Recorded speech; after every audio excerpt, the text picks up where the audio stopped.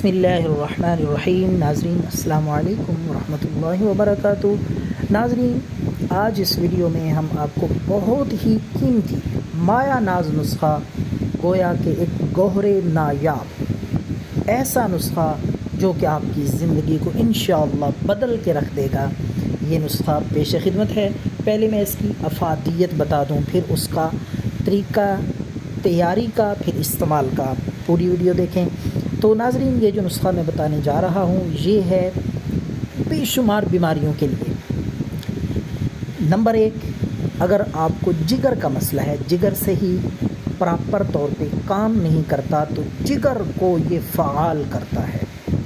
اور اس کے ساتھ ساتھ اگر آپ ہیپاٹائٹس اے، بی یا سی کا شکار ہیں، تو یہ پہلی ہی خوراک سے انشاءاللہ العزیز آپ کو دے گا رزلٹ، وہ بھی 100%۔ اور یہ بھی ساتھ ساتھ بتا دوں، یہ بے ضرر چیز ہے، خالص دیسی قدرتی، اور کوئی اس کا سائیڈ ایفیکٹ نہیں ہے، بارہا کا آزمایا ہوا، اور کسی قسم کا اس کا کوئی نقصان نہیں ہے۔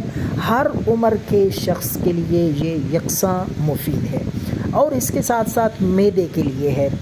گرمی کا تو یہ جڑ سے خاتمہ کر دیتا ہے، گرمی چاہے معدے میں ہو، مثانے میں ہو، جگر میں ہو، جس طرح کی بھی گرمی ہوگی پہلی ہی خوراک سے انشاءاللہ ختم۔ اب آتے ہیں اس کی تیاری کی طرف۔ آپ نے لینا ہے ایک درمیانے سائز کا کدو۔